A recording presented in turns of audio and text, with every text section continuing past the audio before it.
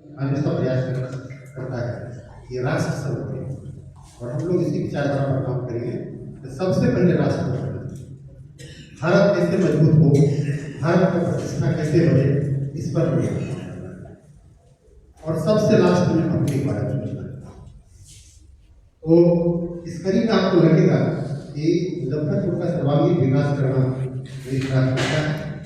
आपको कभी ऐसा नहीं लगेगा कि हमको पैसा कमाने के लिए, कमीशन के लिए हम इस राजनीति में आए। अगर मुझे पैसा कमाना होता तो मेरा राजनीति इतना मोड़ दे देता था, पर्याप्त था कि हम वहाँ पैसा कमा सकते थे। लेकिन राजनीति में आए, बदलाव आ गए।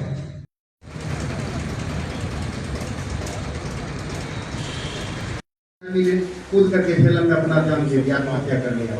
राजा को कन्वर्ट करना रोकना पड़ा, वो कन्वर्शन रोकना पड़ा। और उस समय जिन पूर्वजों ने एक गलती किया, उनका खामियाजा वो तो नहीं भुगते, लेकिन उनके आने वाले पीढ़ी 1990 में जाकर के भुगता। जो वहाँ के मुसलमानों ने वहाँ के पंडितों को खदेड़ करके कश्मीर से बाहर कर दिया, वो कितनी हृदय विदारक घटना थी, उसकी कल्पना आप नहीं कर सकते।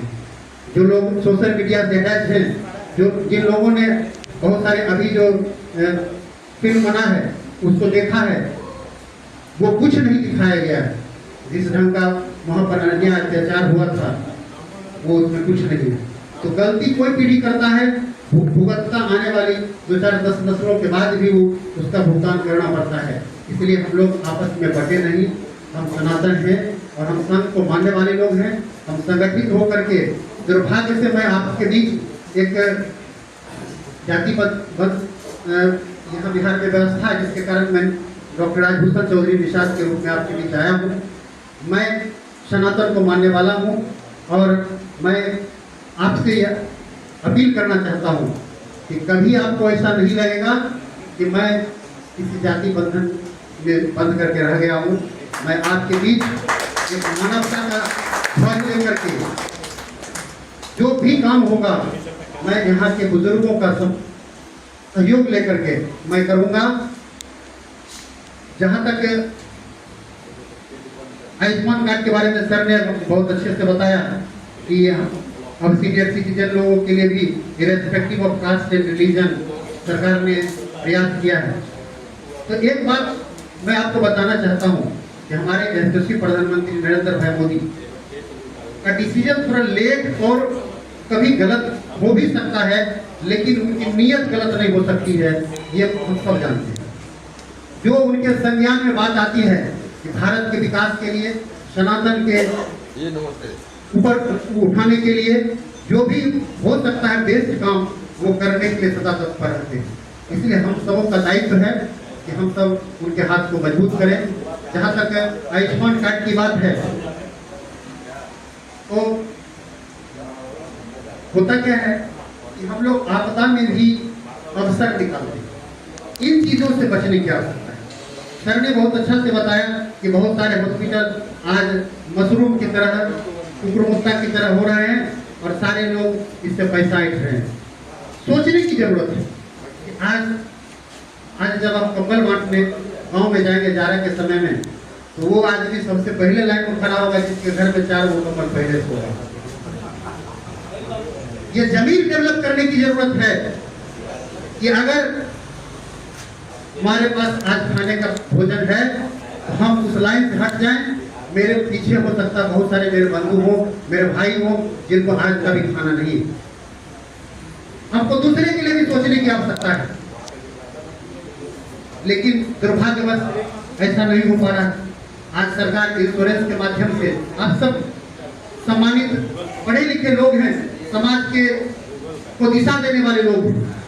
आप समझते हैं कि कोई भी इंश्योरेंस कंपनी आती है तो उसका काम होता है आपदा के समय, जब उस परिवार पर कोई आफत आई है, कोई बड़ी विपत्ति आई है, उस समय उसको सरकार करे, उसको मदद करे, उसको मजबूती प्रदान करे, उसका जान बचाए। लेकिन हम क्या करते हैं, उस आयुष्मान कार्ड को भी बख्शते हैं, उससे भी पैसा बचाने का प्रयास करते हैं कि तो 5 लाख हमारे खाता में आया है, इसको बिना बीमार हुए भी हम निकालने का प्रयास करते हैं। तो इसके लिए हमको अपने मोरल को अपलिफ्ट करना होगा। कि हम कोई गलत काम नहीं करेंगे जिससे मेरे अंतरात्मा को कभी रात में बैठने के बाद ये जवाब देना पड़े कि आज मैंने ये गलत काम किया है। मुझे अपने बच्चे के सामने जाने में या नजर मिलाने में मुझे शर्म आए कि मैंने आज गलत काम करके आया हूँ। मैं अभी गया था गाय घाट, और गाय घाट में आपदा का एक बिल्डिंग था। उस बिल्डिंग की स्थिति को देख करके मुझे रोना आ गया और मैं अपनी भावना को रोक नहीं सका। मैं बयान कर दिया, पता नहीं उस चीज का क्या इम्पैक्ट पड़ेगा, राजनीतिक प्रभाव क्या पड़ेगा मुझे नहीं मालूम, लेकिन मैं दिल से निकली हुई बात बता रहा हूँ कि हम उस आपदा के बिल्डिंग को भी नहीं छोड़ रहे हैं जो कभी आपदा आने पर हमारा जान बचाने का काम करेगा। उस शेल्टर हाउस को भी हम नहीं छोड़ रहे हैं। जब वहां बाथरूम के लिए गए तो सारा बाथरूम टूटा हुआ है, उसका दीवार निकला हुआ है, कहीं कुछ साफ सफाई नहीं है, पूरा मिट्टी है और फर्श तो था ही नहीं, पूरा खोदा हुआ मिट्टी था, सीट निकाला हुआ था, बिल्डिंग क्रैक था। आज आवश्यकता है अपने मोरल को अपलिफ्ट करने के लिए कि हम वैसे जगहों को कम से कम बख्श दें। आज हम क्या करते हैं कि पूरे बिहार के पहाड़ों को काट कर हम रोड पर बिछा दिए, और क्वालिटी को कंप्रोमाइज करके रोड पर हम रोज बनाते हैं और रोज एक बारिश के बाद धुल जाता है वो रोड। आने वाली पीढ़ी को जरा ये सोचने की बात है, आज हम अपने आने वाली पीढ़ी को जब पहाड़ दिखाना होगा तो हम लैपटॉप और कंप्यूटर में पहाड़ दिखाएंगे, बेटा पहाड़ कैसा होता था। हमने क्या किया, उन पहाड़ों को तोड़ करके रोड पर बिछा दिया और फिर अगले साल वो धूल मिट्टी बन करके बह गया। आपके पास आज से 50 साल के बाद पैसा भी रहेगा तब रोड नहीं बना पाएंगे। रुपया से रोड नहीं बनता है, रोड बनाने के लिए पत्थर की आवश्यकता होती है। और हमने अपने प्राकृतिक संपदाओं का भी दोहन किया है। हम आज जिस गफलत में जी रहे हैं कि हम जो सिगरेट नहीं पीते हैं, हम कोई नशा नहीं करते हैं। मान्यवर, मैं आपको बताना चाहता हूं कि मुजफ्फरपुर की जो आबोहवा है, मुजफ्फरपुर का जो AQI है, एयर क्वालिटी इंडेक्स है, इतना पुअर है कि आप डेंजर जोन में रहते हैं। आपको लगता होगा कि हम बड़ी अट्टालिकाओं में रहते हैं, बड़े बिल्डिंग में रहते हैं, बड़ी गाड़ियों में घूमते हैं, लेकिन आप सांस ले रहे हैं 10 सिगरेट के बराबर आप रोज धुआं खींचते हैं। हमने अपने आधी से जिंदगी बहुत लोगों ने जी लिया है, लेकिन जो हमारा आने वाला बच्चा है, जो बच्चा आज 1 साल का है, वो आज से 10 सिगरेट पी रहा है। उसको हम क्या गिफ्ट कर रहे हैं, उसके लिए हम क्या सोच रहे हैं? उसको सांस की बीमारी हम गिफ्ट कर रहे हैं। हमको आज सोचना हो हम कहाँ जा रहे हैं, आधुनिकता के दौर में हम कहाँ जा रहे हैं। हमने इस शहर को क्या दिया? मैं आप लोगों से आह्वान करता हूँ, मुजफ्फरपुर की जो समस्याएं हैं, उस समस्याओं को हम सबों को, जो कि आप सब बुद्धिजीवी हैं, सबको सोचना होगा। जो लोग पढ़े लिखे नहीं हैं, किसी कारणवश वो दूसरे बहकावे में आ सकते हैं, क्योंकि उनके पास अज्ञानता है, वो उतना दूर तक नहीं देख सकते। एक इमेजिन करिए, एक आदमी छत पर बैठा हुआ है, रोड के बगल में एक बिल्डिंग है, उस बिल्डिंग के छत पर बैठा हुआ है, और एक आदमी नीचे बैठा हुआ है। दूर से मोटरसाइकिल आ रहा है, जो नीचे बैठा हुआ आदमी है वो कहेगा कहाँ कुछ आ रहा है, कुछ तो नहीं आ रहा है। जो छत पर बैठा हुआ है बहुत दूर से देख लेगा, कलम बाग चौक से ही देखो एक गाड़ी आ रही है। इसका वर्तमान जितना बड़ा होगा वो उतना दूर तक देखता है। आप बुद्धिजीवी हैं, आप दूर तक देख सकते हैं। जो बुद्धिजीवी नहीं है, जो पढ़े लिखे लोग नहीं हैं, जो समझदार लोग नहीं हैं, वो क्षणिक फायदा देखते हैं। आज हमको क्या फायदा मिल रहा है, ऐसे लोगों को भी हमको समझाने की आवश्यकता है। हम वर्तमान में सिर्फ नहीं जिए, हम 50 साल का रोड मैप लेकर के चलें कि आने वाली जो नस्लें आए तो 2-3 पीढ़ी के बाद वो ये नहीं कहे कि हमारा जो पूर्वज था वो इतना बड़ा गलती करके गया कि आज हम लोग इस हालत में जी रहे हैं। इसलिए मैं आपको बताना चाहता हूँ कि हम सबों को थोड़ा दिल बड़ा करते हुए मुजफ्फरपुर के सर्वांगीण विकास के लिए लगना होगा। और मैं आपको पूर्ण भरोसा दिलाता हूँ कि मैं पैसा कमाने के लिए राजनीति में मैं नहीं आया हूँ। मैं राजनीति में उस बदलाव के लिए आया हूँ कि जो कभी जॉर्ज साहब ने मुजफ्फरपुर को मिनी बॉम्बे बनाने का सपना देखा था। आज उस मुजफ्फरपुर को हम एक धुआं के गुब्बारा में बंद करके रखें। मैं आज से आपको आह्वान करता हूँ कि आप मेरे साथ मुजफ्फरपुर की जो 10-20 समस्याएं हैं, उस समस्याओं में कम से कम एक समस्या पॉल्यूशन पर आज से वार कीजिए। आज से एक पेड़ लगाइए और मुजफ्फरपुर को कैसे पॉल्यूशन से मुक्त किया जाए, इस पर हम आज से काम करें। और जीतने के बाद मैं भरोसा दिलाता हूँ कि मैं सिंपल एक एमपी की तरह कोई फंड ला करके रोड बना देना और सोलर लाइट लगा देना मेरी जिम्मेवारी सिर्फ नहीं है। आप लीडर चुनते हैं और लीडर का मतलब होता है जो आपको लीड करे, आपकी हर समस्याओं में आपका नेतृत्व करे, आपको संगठित करके बांध करके सब लोगों को एक साथ एक सूत्र में बांध कर पिरो कर लोग आपको नेतृत्व करे, आपको समस्या से लड़ने के लिए साथ चले। ऐसा लीडर आप चुनते हैं और मैं आपको पूर्ण विश्वास दिलाता हूं कि मैं आपके बीच आऊंगा और आप जो मार्गदर्शन करेंगे कि मेरे समाज की, मेरे मुजफ्फरपुर ये समस्याएं हैं, हम उन समस्याओं का संकलन करेंगे आपके सहयोग से। और प्रायोरिटी बेसिस पर, जैसे कोई परिवार अगर 10,000 रुपया कमाता है मंथली, तो पहले अपनी प्रायोरिटीज डिसाइड करता है कि मुझे भोजन पर कितना % खर्च करना है, मुझे शिक्षा पर कितना करना है, चिकित्सा पर कितना खर्च करना है, और फिर विलासितापूर्ण आवश्यकता पर कितनी खर्च करना है। उसी तरह एक समाज की भी प्रायोरिटीज होती है कि मुजफ्फरपुर में सबसे पहले ये हो जाता तो बहुत अच्छा रहता। मैं आपके बीच आऊंगा और मैं ये पूछूंगा कि आपको सबसे पहले क्या जरूरत है। इतना फंड आया हुआ है और इस फंड को आप किस तरह एलोकेट करना चाहेंगे, क्या करना चाहेंगे। मुझे उसमें कमीशन नहीं चाहिए, मुझे काम की क्वालिटी चाहिए। अगर दीवार 2 नंबर के ईंट से बना होगा तो मैं पैर मार करके तोड़ देने का काम करूंगा। मैं यह नहीं देखूंगा कि मेरा आदमी बनाया है, किसका आदमी बनाया है। मेरा आदमी वो होगा जो मुजफ्फरपुर के विकास के लिए अपना खून पसीना बहाएगा, मैं उसके लिए लड़ूंगा। आप अगर आज 1 ml पसीना इस समाज को, इस मुजफ्फरपुर को के विकास के लिए लगाते हैं तो आपके साथ डॉक्टर राजभूषण चौधरी 1 लीटर पसीना बहाने के लिए तैयार है। आप हमारे परवर्ती समाज के लोग हैं। आप, मैंने बार बार कहा कि आप दिशा देने वाले लोग हैं और आप हर समस्या का अपने स्टाइल में समाधान करते हैं। जैसे एक बाज पंछी होती है, तो बाज क्या करता है, जब बारिश आती है तो घोंसला बाज का नहीं होता है, बाज बादल से ऊपर उठ करके बारिश से बचता है। तो आप उन बाजों में से हैं जो बारिश में घोंसला में नहीं जाकर के आप बादल से ऊपर उठते हैं। ये आपकी पहचान है।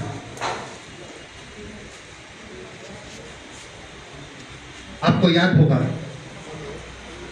कि किस तरह से भारत के सैनिकों का सिर काट करके और पाकिस्तान के लोग फुटबॉल खेला करते थे। उस अपमान को क्या आप भूल जाएंगे कभी? कोई भारतवासी उस अपमान को नहीं भूल सकता है कि भारत के सैनिकों का सिर काट करके लोग पैर मार करके फुटबॉल खेला करता था पाकिस्तान। आज किसी भी दुनिया के किसी भी देश के माई के लाल में हिम्मत नहीं होगा कि भारत की तरफ आंख उठा करके देखिए। तो ये ताकत आपकी वोट ने दिया। हो सकता है जो पार्टी चलाने वाले लोग हैं उनकी भी बाध्यता होती है, क्योंकि बिहार, मैंने पहले भी कहा कि दुर्भाग्य है कि हम जाति पूर्ण व्यवस्था में रहते हैं, इसलिए सब जातियों को साधना पड़ता है। एक को साधेंगे दूसरा नाराज, दूसरा को साधेंगे तीसरा नाराज। कोई देश के बारे में नहीं सोच रहा, अपने आने वाली पीढ़ी के बारे में नहीं सोच रहा है कि कौन सी पार्टी देश के लिए काम कर रही है और कौन अपने परिवार को आगे बढ़ाने के लिए काम कर रही है। एक तरफ वैसी पार्टियां हैं जो अपने बेटा को, बेटी को, दामाद को मंत्री और MP और MLA बनाने के लिए दिन रात प्रयत्न कर रहा है, और एक तरफ वैसी पार्टियां हैं जिनका संबोधन होता है मेरे 140 करोड़ परिवारजनों, जो 140 crore irrespective of caste, irrespective of religion, जो भारत के लोग हैं उनके परिवारजन, और उनको किस तरह से अपमानित किया जाता है, उनको गालियां दी जाती है, उनको हत्यारा कहा जाता है, उनको क्या क्या उपाधि दी जाती है। और उस शंकर की तरह विष पी कर करके भी इस भारत को परम वैभवशाली मजबूत राष्ट्र बनाने के लिए 18 घंटा काम करते हैं सनातन की रक्षा के लिए। क्या आप भूल जाएंगे? लोग कहते थे हम राम में विश्वास रखने वाले लोग हैं, हम मर्यादा पुरुषोत्तम राम को मानने वाले लोग हैं, हम परशुराम को मानने वाले लोग हैं। परशुराम के ही अवतार राम हुए थे। भगवान परशुराम ने ही अपना धनुष उनको दिया था। जब उनको पता चला कि ये विष्णु के अवतार अब आ गए हैं, तो अपने क्रोध को उनको शांत करके राम ने जब उनको अपना परिचय दिया तो पहचान गए कि ये विष्णु के अवतार हैं, और उन्होंने अपना धनुष उनको दिया कि अब मेरा रोल यहाँ पर खत्म होता है, अब आप संभालिए। तो हम उस मर्यादा पुरुषोत्तम को मानने वाले लोग हैं, हम परशुराम के को मानने वाले लोग हैं। और हमारे भगवान राम को 2 बार वनवास झेलना पड़ा। एक बार तो मात्र 14 साल का वनवास त्रेता युग में झेला उन्होंने, और कलयुग में 500 वर्षों का टेंट का वास उन्होंने झेला। भारतीय जनता पार्टी की एक ऐसी पार्टी है जिन्होंने उनको टेंट से निकाल करके भव्य राम मंदिर में स्थापित करने का काम किया है। इसलिए इस सनातन की रक्षा के लिए जो पार्टी दिन रात, आपने देखा यूसीसी और जनसंख्या नियंत्रण कानून से लेकर बहुत सारे बिल है पाइपलाइन में हैं, वो कब पास होंगे? आपको लोग कहेंगे ये बिल काहे नहीं पास हो रहा है? वो इसलिए पास नहीं हो रहा है कि आप बुद्धिजीवी आप समझते हैं कि राज्यसभा और लोकसभा दोनों में बिल को पास होना होता है।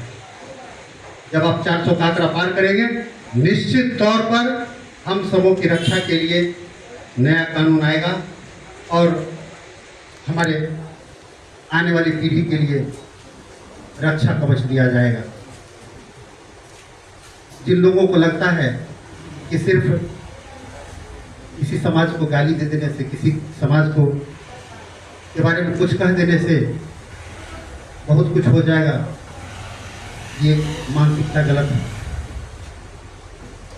हम लोगों को दिल बड़ा करते हुए वैसे पॉइंट पर प्रहार करना चाहिए जिससे हमारी 2-4-10 पीढ़ी को कभी कष्ट नहीं झेलना पड़े, वो कश्मीर की समस्या नहीं झेलना पड़े कि निर्वासित होकर दूसरे स्टेट में जाकर के शरणार्थी के रूप में रहना पड़े। इस बात के लिए हमको गंभीरता से सोचना होगा और संघ सदात से यही चीज सोचता है। संघ में ऐसे ऐसे तपस्वी, ऐसे ऐसे महर्षि हुए हैं जिन्होंने अपना जीवन, पूरा जीवन न्यौछावर कर दिया सनातन की रक्षा के लिए, राष्ट्र की रक्षा के लिए। उनका सोच गलत कैसे हो सकता है? जो दिन रात आपके लिए सोचते हैं, जो घर परिवार छोड़ दिए, जिन्होंने शादी नहीं की, उनका सोच गलत नहीं हो सकता। वो अगर कुछ कहते हैं, वो अगर कुछ करते हैं, उसका कुछ ना कुछ औचित्य होगा। आप याद कीजिए, जब भारतीय जनता पार्टी ने पीडीपी के साथ गठबंधन किया था तो बहुत सारे हमारे लोगों ने कहा था कि देखिए विचारधारा कंप्रोमाइज करके भारतीय जनता पार्टी भी आज पीडीपी के साथ सरकार बना रही है। अब लोगों ने क्या सोचा था कि ये एक रणनीति का पार्ट है। ये क्या रणनीति था? आप सब बुद्धिजीवी समझने लगे हैं अब। ये रणनीति था, ये नियम था। धारा 370 और 35 से तभी हटेगा जब वहां के विधानसभा से ये फॉरवर्डिंग होगा, अनुशंसा होगा और तभी आपको पेपर दिया जाएगा। और वहां की कोई भी सरकार ये अनुशंसा करने के लिए तैयार नहीं थी।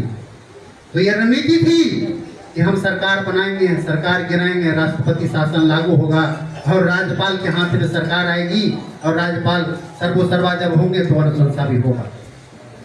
आप सकता है कि अपने नेता के बात पर, चूंकि वो दिन रात इसी काम के लिए लगे रहते हैं, हमारे महर्षि स्वयंसेवक दिन रात उसी काम के लिए लगे रहते हैं, तो बस उनके साथ स्वर में स्वर मिला करके आगे बढ़ने की जरूरत है, ना कि सवाल पूछने की। सवाल का जवाब आपको समय देगा, जैसा कि कश्मीर के मुद्दे पर समय ने दिया आपको। आप सब समझने लगे कि क्यों गठबंधन हुआ था, कितनी बड़ी बात हुई, आज आप सब समझते हैं। हम आपसे आह्वान करना चाहते हैं, एक अच्छा बिहार बनाने के लिए, एक अच्छा मुजफ्फरपुर बनाने के लिए हम लोग को प्राकृतिक संपदा को भी बचाने की जरूरत है। हम ग्राउंड वाटर का दोहन कर रहे हैं, जहां तहां पानी बह रहा है, हम चिंतित नहीं, लगता है ये तो सरकारी व्यवस्था है, नल जल का पानी है, लेकिन आपको जानकर बड़ी आश्चर्य होगा, जहाँ 20 फीट में कभी पानी मिलता था, आज सैकड़ों फीट वहाँ पर बोरिंग करना पड़ता है। इसलिए हर मुद्दा पर हम काम करेंगे। मैं सिर्फ MP MLA बन करके मैं आपको फंड लाकर, जैसा कि मैंने बताया कि मैं रोड और सोलर लगाने के लिए नहीं आया हूँ, मैं लीडर बनने के लिए मुजफ्फरपुर का सर्वांगीण विकास करूँगा, आप सबों का सम्मान करूँगा।